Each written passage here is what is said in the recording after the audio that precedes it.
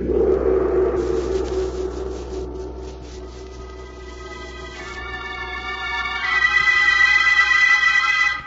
Sealed Book.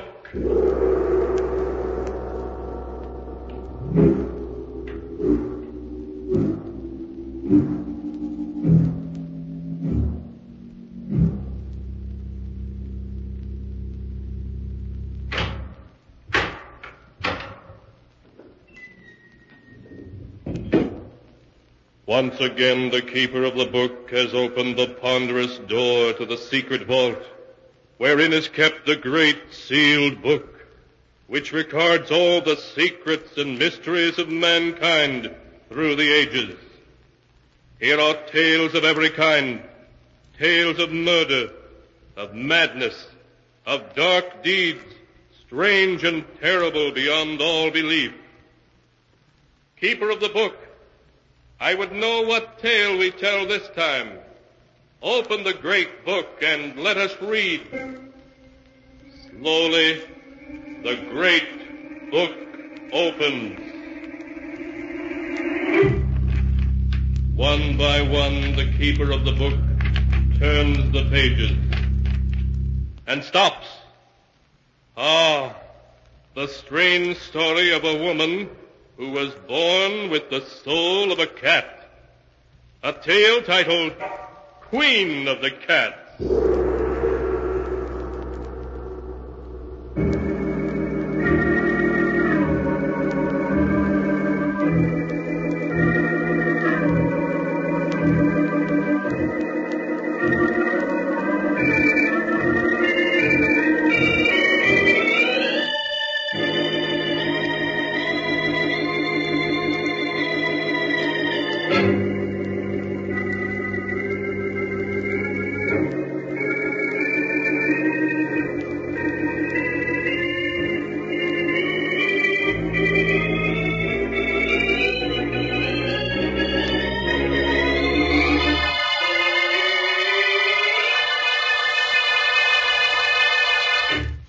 Here is the tale, Queen of the Cats, as it is written in the pages of the sealed book.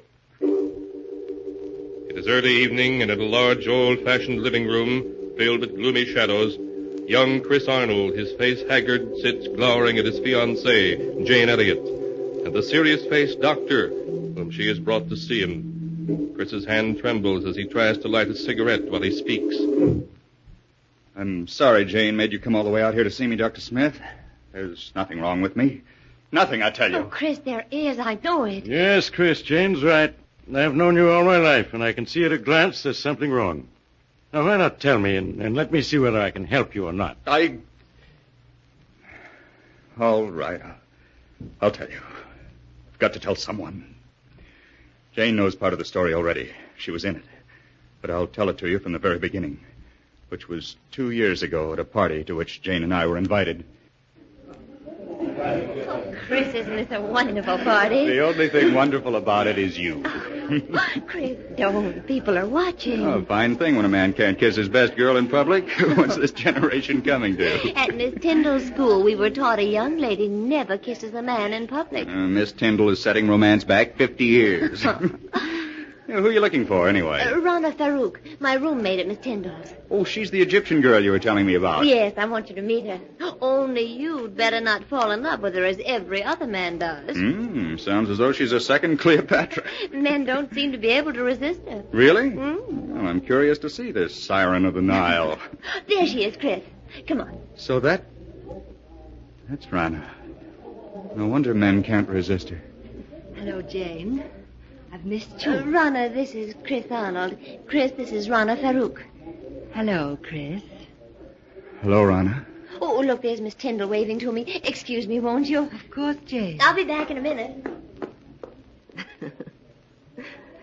You know, Chris, at Miss Tyndall's, the first thing I'd see in the morning when I got up and the last thing before I went to bed was your picture. And I always knew that someday we would meet. Now we have. Why are you staring at me like that? Aren't you going to say anything? I prefer just to look.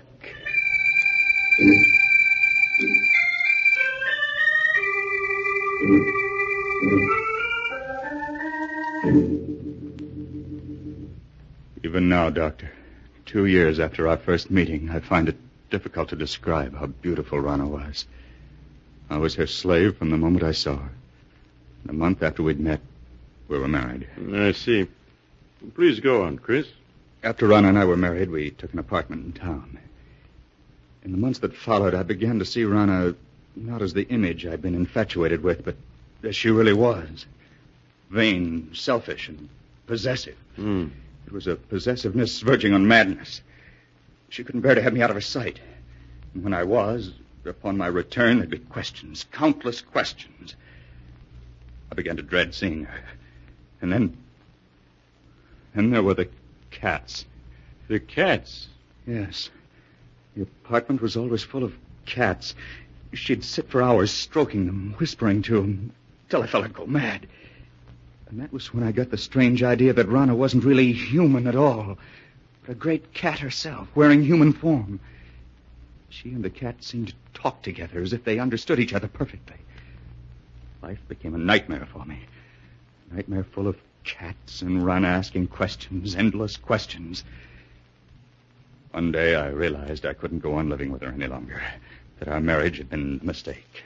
I decided to tell her about it that very evening, without waiting any longer. May I come in, Rana? Of course, dear. Rana, there's something important I want to talk to you about. Please, Chris, there's so little time just now. We can talk after the party. But, Rana, this is important. I think that... Darling, whatever you have to say can wait. Now, please hurry. But, Please. Well, all right. We'll discuss what I have to say later.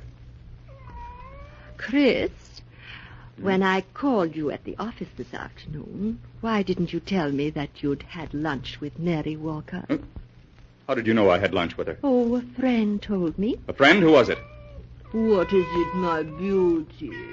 What are you trying to tell me? Rana, put that cat down and answer me. Who was the friend that told you I had lunch with Mary Walker? Someone you've never met, darling. How is it you always know what I've been doing? Whom I've been seeing? It's as though you have people spying on me. Chris, what a thing to say. Now, please hurry or we'll be late. There's something strange about the way you always know what I've been doing. Sometimes I suspect... Chris, look out! You stepped on Sabina's tail. Well, if there weren't so many cats underfoot, I wouldn't have stepped on it. Why must you keep 5 cats around? Because I love cats. They're beautiful, sacred. Thousands of years ago, my ancestors worshipped cats. And the great cat goddess Sakonet. On the River Nile, close by the ancient city of Hamadi, where I was born, are the graves of 100,000 sacred cats who have been mummified and buried with reverence. Rana, I can't go on like this anymore. Why, darling, what do you mean? Our marriage was a mistake. I want a divorce. Chris, you can't be serious. But I am. No, Chris. I love you and I won't give you up. You're mine, darling. You always will be. Nothing shall ever separate us.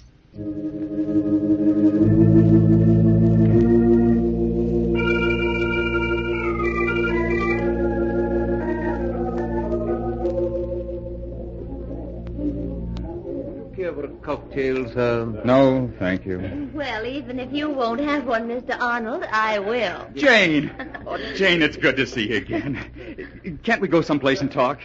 What about the terrace? All right, Chris. Here, this door opens onto it.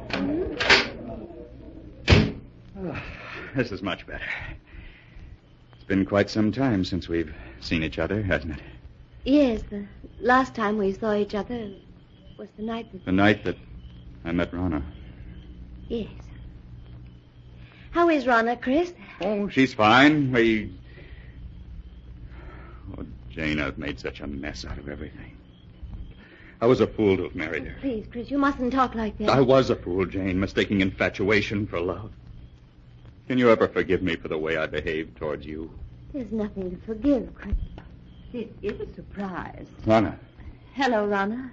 Really, Jane, the way you've avoided calling on us, I half suspect you're still in love with Chris. Rana, you have no right to talk to her like that. Please, Chris, I'm afraid I'll have to be leaving. It's getting quite late. Good night.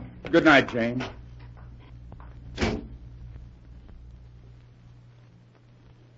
I hope I didn't interrupt anything by coming out here so unexpectedly, Chris. Yes, Rana, you did. I was about to tell Jane that I love her and that I always will.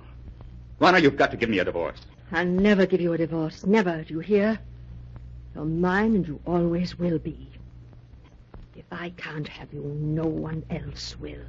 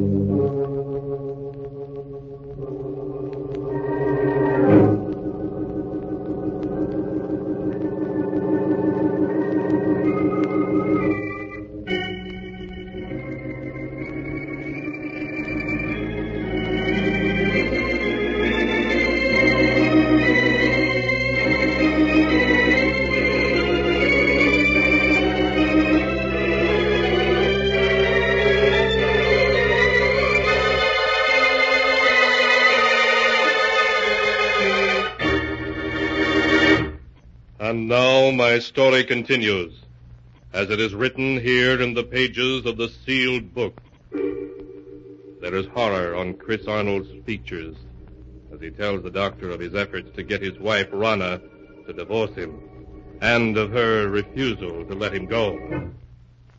I can still see her, Doctor. She stood there, glaring at me. She looked like a cat. A great angry cat. Her green eyes were cold and murderous. Long nails dug into my arm. Her body was tense. For a moment, I thought she was going to scratch my eyes out. And she turned and stalked away. What happened after that night, Chris? I ceased speaking to Rana. We lived in the same apartment, but that was all. Rana waited for me to come around, with all the patience of a cat playing with a mouse. But when a month had passed and I still refused to talk to her, she made an attempt to win me back. It happened one night as we were driving to this house. Why are you slowing down, Rana? I want to talk to you, Chris, and I can't talk to you while I'm driving. There's no point in your stopping. We have nothing to say to each other. But we do, darling. Chris, we could be so happy together if you wanted to. You know how much I love you. I'd do anything to make you happy, anything. Anything? Then you can give me a divorce. Chris, you haven't any right to treat me like this. I'm your wife. Only in the eyes of the law, not in my eyes. I hate you. I hate you! Oh, you cat! You almost took my eyes out with those claws of yours. I will scratch your eyes out before I let any other woman have you. You're mine and you always will be. Perhaps this will bring you to your senses. Slide over. I'll drive. Very well, Chris.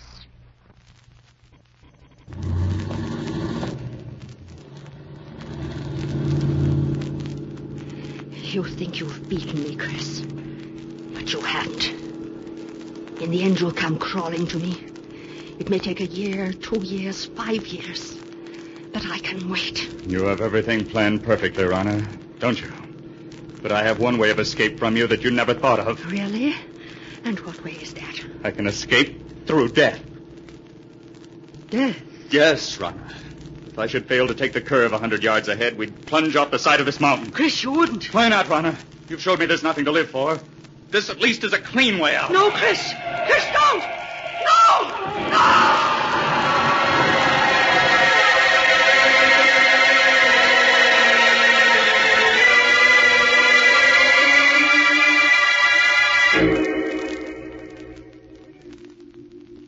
drove the car over the side of the mountain, Doctor. I thought Rana and I were going to our deaths, but fate decreed otherwise. When I recovered consciousness 48 hours later in a hospital, I learned it was only Rana who had died. I only had a few bones broken and was out of the hospital in a month. It was just a week later that I ran into Jane. Oh, Jane! Chris. Oh, Chris, it's you. Janie, you always seem to pop up just when I need you most. These past weeks must have been so difficult for you. Oh, I don't want to look back at the past, Jane, but only to the future. The future I once hoped we'd share, and still do.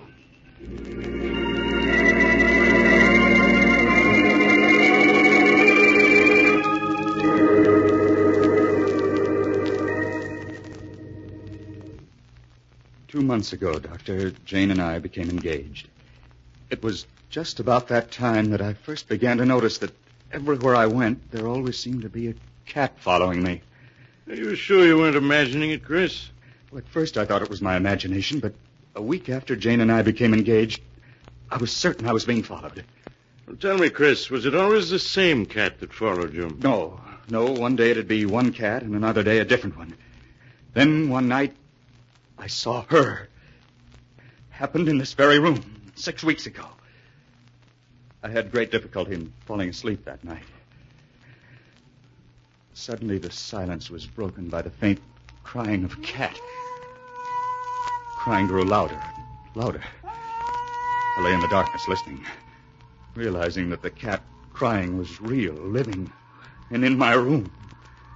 I could feel my heart pounding as I sat up in bed and looked about my darkened room. And suddenly I saw her. 2 burning green eyes in the darkness. There was no mistaking those eyes. They were Rana's. I stared into those eyes for what seemed like hours. Then, as though listening to a stranger's voice, I heard myself speak. Rana! It is you, Rana, isn't it? Yes, I'd recognize those green eyes anywhere. So you've come back. And in the form I've always thought of you as. A cat. I know why you've come back. Because of Jane. You always said that if you couldn't have me, no one else would. That I was yours and always would be. Well, you're wrong, do you hear? Jane and I are going to be married. You came between us once, but you aren't going to this time. I will marry her, and there's nothing you can do to stop me. You fiend, try to scratch my eyes out, would you? Well, we'll see about that. That'll show you. Nothing you can do will stop me from marrying her. I know that the cats that were following me and spying on me were doing so under your orders. You're the queen of the cats. Yes, I should have known. No wonder you always knew where I'd been, who I'd seen. You had cats spying on me even then. Well, even if you are the queen of the cats, you can't stop me from marrying Jane. Perhaps a bullet between those green eyes of yours is what's needed.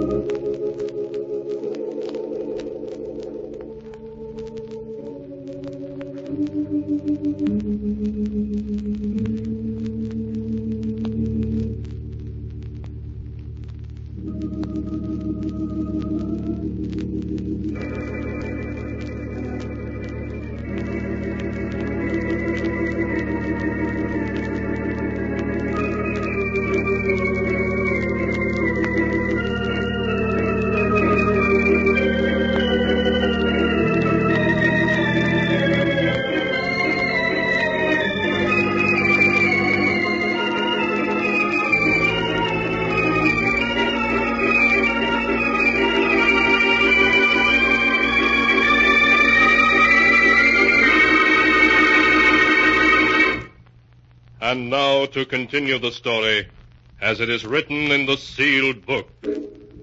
His voice shaking, Chris Arnold is telling how he shot at the great black cat which came to him in the night and missed.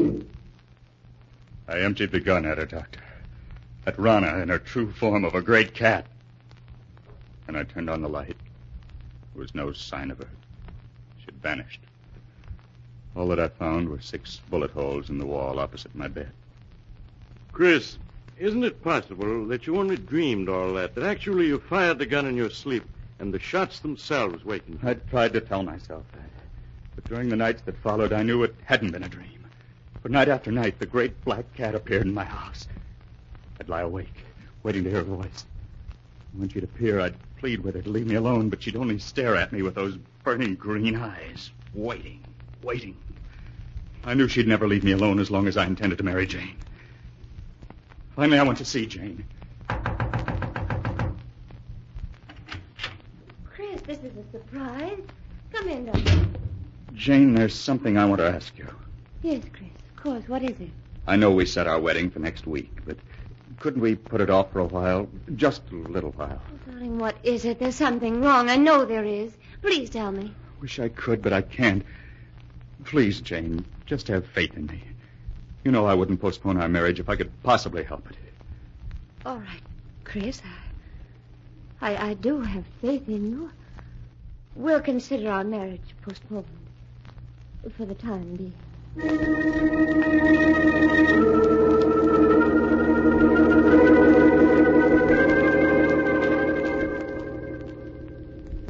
The night I put off my marriage to Jane, Doctor, was the first night that Rana didn't appear. And the first night in a week that I was able to sleep. You think, Chris, that she didn't appear again because you had postponed your marriage to Jane? I know it. Weeks went by. Weeks in which I was able to sleep soundly without being awakened by her.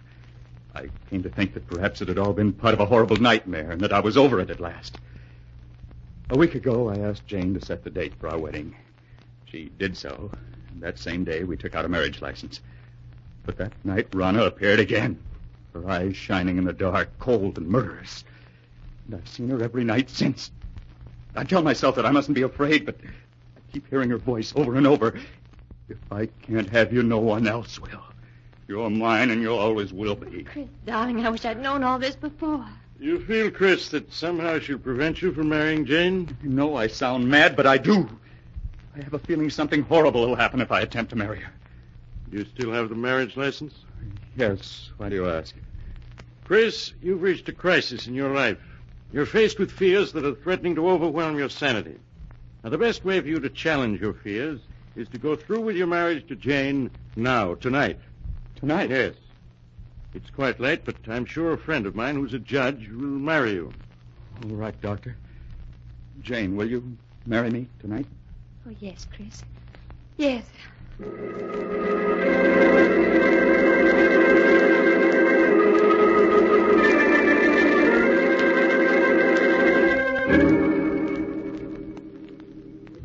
Sorry to get you up in the middle of the night, Judge, but for reasons I can't explain, it's important that these two be married tonight. That's quite all right, Doc. Always glad to oblige a friend. Have you got the license and ring, young man? Yes, sir. Here's the license, and here's the ring. Good. Now, young man, if you'll take her right hand. That's it. Now, shall I give the long ceremony or the short one? The short one, please. Just as you say, young lady. This is the shortest one I've got. And do you, Jane Elliott, take this man to be your lawful wedded husband, to love, honor, and obey as long as you both shall live? I do. Do you, Christopher Arnold, take this woman to be your lawful wedded wife, to love, honor, and cherish as long as you both shall live? It's she! It's Rana! Oh, Chris, please. It's only a black cat. You mustn't pay any attention to it. Of course not. Now It's Rana, I tell you. Look at her eyes. I told you she'd try to prevent my marrying Jane. Well, I'll get rid of her for once and for all. Chris, what are you doing with that gun? Put it down. Oh, she got away. Well, wherever she's gone, I'll find her and kill her. Chris, come back.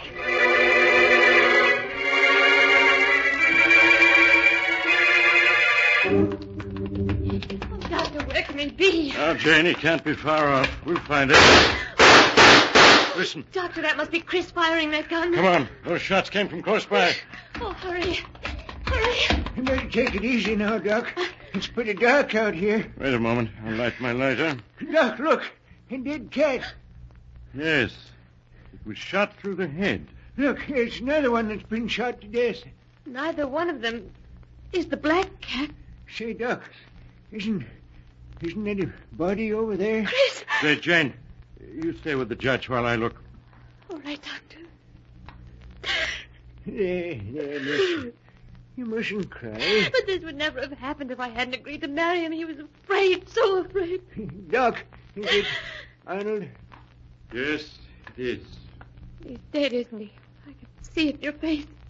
Yes, Jane, he's dead. But, Doc, how could such a thing have happened to him in such a short time? He's been clawed to bits, as if by the claws of hundreds of cats. Oh. And most horrible of all, his eyes have been scratched out.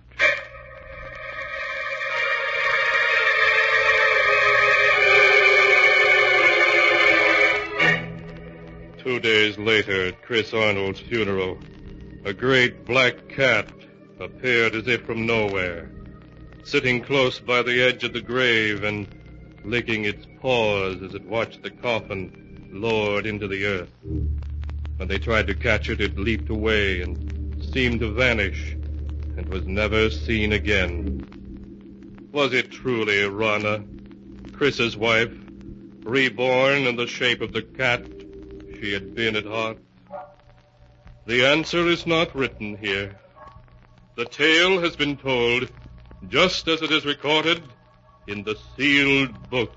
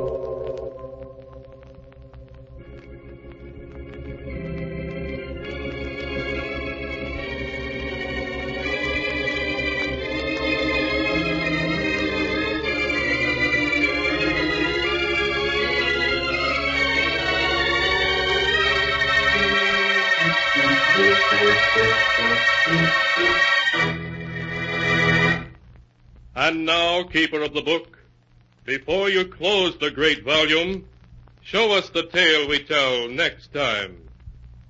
This one, yes, an amazing tale.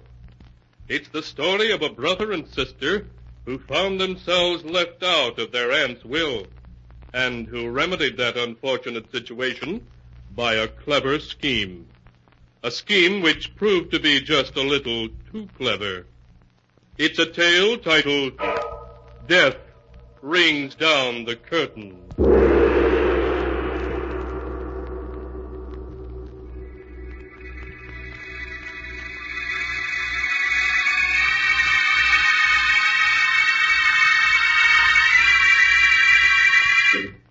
Be sure to be with us again next time, when the sound of the great gong heralds another strange and exciting tale from The Sealed Book.